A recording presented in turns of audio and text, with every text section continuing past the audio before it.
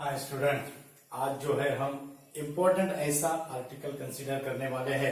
हमें पता है जो वेव जो होती है, जो उसकी जो इंटेंसिटी ऑफ वेव जो है which is directly proportional to square of the amplitude. Okay, जहां पे मैक्सिमम एम्पलीट्यूड होगा वहां पे उसकी इंटेंसिटी क्या होगी, ज्यादा होगी, और एम्पलीट्यूड अगर कम होगा तो वहां पे उसकी इंटेंसिटी क्या होगी, कम होगी। यानी square of intensity directly proportional to square of the amplitude, square of the amplitude. Okay, तो आज जो है वो हम रिलेशन प्रूव करने वाले हैं कि जो इंटेंसिटी है वो स्क्वायर ऑफ द एम्पलीट्यूड से हमें शो करना है। और जहां पे अगर फ्रीक्वेंसी ज्यादा अगर है तो इंटेंसिटी भी क्या होगी, ज्यादा होगी। जहां पे ज्यादा वाइब्रेशन अगर हो रहा है तो वहां पे इंटेंसिटी क्या होगी, ज्यादा होगी। तो फ्रीक्वेंसी का रिलेशन और एम्पलीट्यूड का रिलेशन इंटेंसिटी ऑफ वेव से कैसा है, आज वो हम आपको समझाने वाले हैं। तो हमारा जो आर्टिकल है वो है intensity of waves, intensity of waves. Okay, तो इंटेंसिटी ऑफ वेव्स का भी इंटेंसिटी की सिंपल ऐसी डेफिनेशन की गई है। Intensity of waves, intensity of waves की सिंपल ऐसी डेफिनेशन की गई है। It is nothing but the energy, it is nothing but the energy flowing,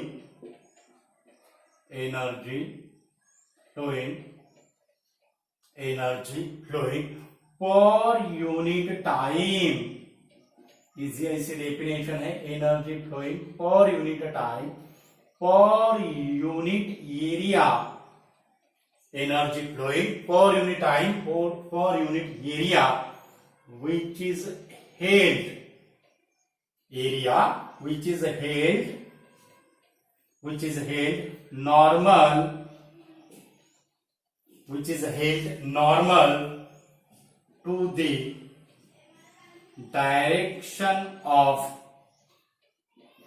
propagation, to the direction of propagation of wave. Energy flowing per unit time, per unit area which is held normal, जो area है कैसा रहेगा, which is held normal to the direction of propagation of wave. Energy flowing कहां से, through the medium, energy flowing through the medium, energy flowing through the medium per unit time, per unit area which is held normal to the direction of propagation of waves, उसको हम intensity of waves कहते हैं। it is called as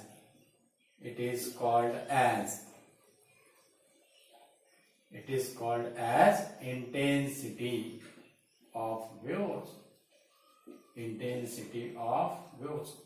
इसको हम क्या कहते हैं, intensity of waves, energy per unit time, per unit area. तो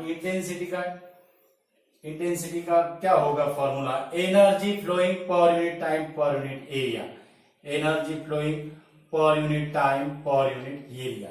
सिंपल फॉर्मूला है। अब energy flowing per unit time means rate of energy, उसका जो एनर्जी का जो रेट है उसको हम क्या कहते हैं, पावर कहते हैं। That is the rate at which the energy flowing through the medium, उसको हम पावर कहते हैं। तो ये हो जाएगा हमारा power per unit area. Intensity क्या है, power per unit area, that is equal to P by A, that is equal to P by A. Okay, अब ये जो इसका यूनिट, एसआई यूनिट क्या होगा, एसआई यूनिट क्या होगा इसका, VAT per metre square. SI unit क्या होगा, SI unit that is the watt per metre square. और वैट को हम कैसे लिख सकते हैं, वैट को हम कैसे लिखेंगे, जूल सेकंड। तो कैसा होगा, दैट इज, और it is a joule second metre square, joule per second metre square. Okay, तो ये होगा एसआई यूनिट, सीजीएस यूनिट क्या हो जाएगा, और पर सेकंड सेंटीमीटर स्क्वायर। ओके, तो ये होगा हमारा इंटेंसिटी की डेफिनेशन उसका SI यूनिट। ओके, अब हमें रिलेशन प्रूव करना है एम्पलीट्यूड के साथ और फ्रीक्वेंसी के साथ। ओके, तो फॉर्मूला हमारा वही से स्टार्ट करते हैं हम, that is y equal to E upon A T. Okay, अब जो वेव जो होती है उसकी जो एनर्जी जो है हमने देखा है, total energy of the waves जो है that is equal to half m omega square A square. अब यहाँ पे हम स्मॉल ए लेते हैं, ये यानी यहाँ का ये एम्पलीट्यूड हो गया, m यानी मास हो गया और ओमेगा यानी angular frequency. Okay, divided by capital A into T. यहाँ पे हमारा कैपिटल ये है, लेकिन यहाँ पे कैपिटल ये हमने एरिया के लिए यूज किया है, इसके लिए एम्पलीट्यूड के लिए स्मॉल ए यूज कर रहे हैं। ओके, तो ये कैसा हो जाएगा हमारा, that is 1/2 m omega square A square that is equal to m omega square A square upon twice A T हो जाएगा। क्या हो जाएगा, m ओमेगा स्क्वायर ए स्क्वायर अपॉन ट्वाइस एटी। अब m क्या है, m क्या है, मास है।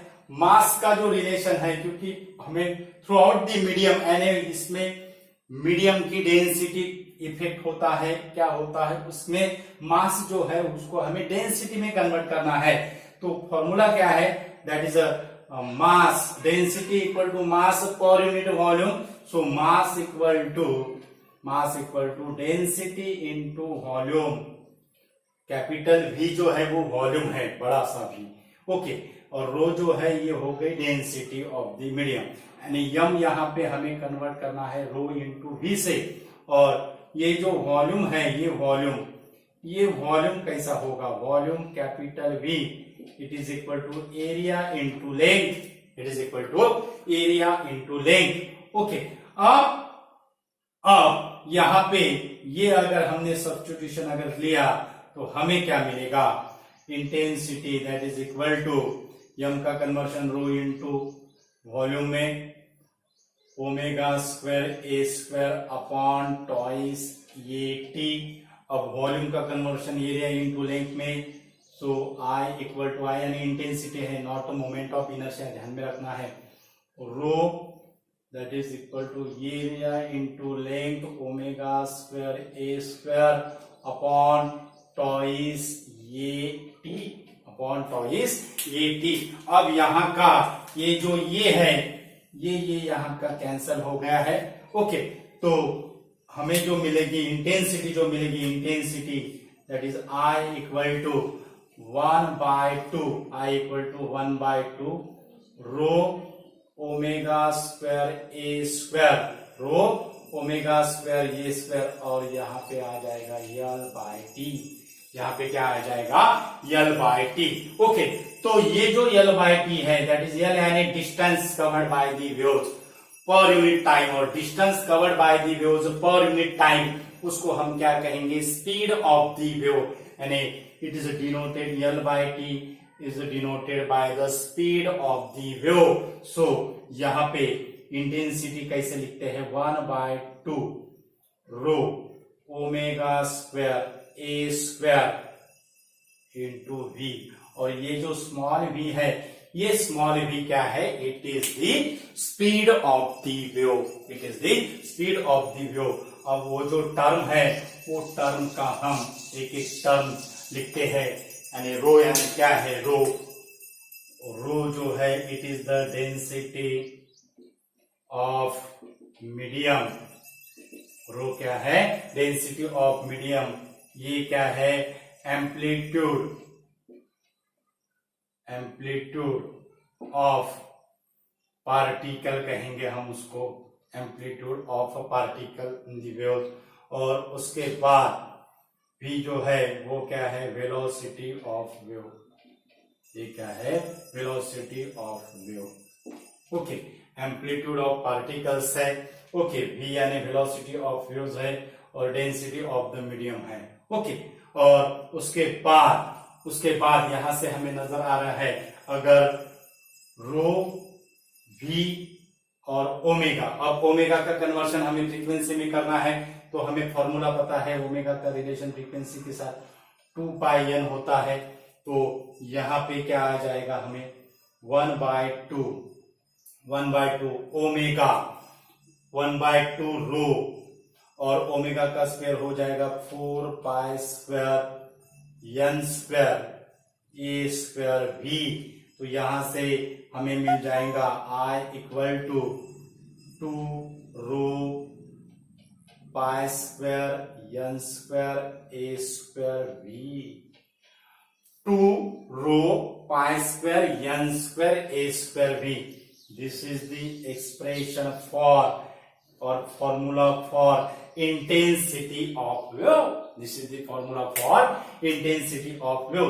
और यहां से हमें नजर आ रहा है इंटेंसिटी डायरेक्टली प्रोपोर्शनल टू ये स्क्वायर कब होगी, जब ये रो कांस्टेंट रहेगा, फ्रीक्वेंसी कांस्टेंट रहेगी और वेलोसिटी कांस्टेंट रहेगी।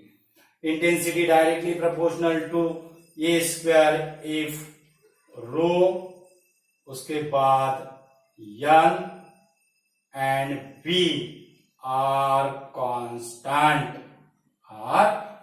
density of the medium, frequency of the waves और velocity of the waves अगर constant अगर है तो I is directly proportional to square of the amplitude। और ये हमें पता है intensity which is directly proportional to square of the amplitude। आज जो है हमने उसका प्रूफ आपके सामने दिया है कि जो इंटेंसिटी जो है वो स्क्वायर ऑफ द एम्पलीट्यूड से क्या है, डायरेक्टली प्रोपोर्शनल है। और फ्रीक्वेंसी से उसका क्या रिलेशन है, वो भी क्या है, square of the frequency. I directly proportional to square of the frequency. कब जब रो, उसके बाद ये और v and v are constant अगर है तो I directly proportional to square of the amplitude and I यानी intensity directly proportional to square of the amplitude and intensity directly proportional to square of the frequency।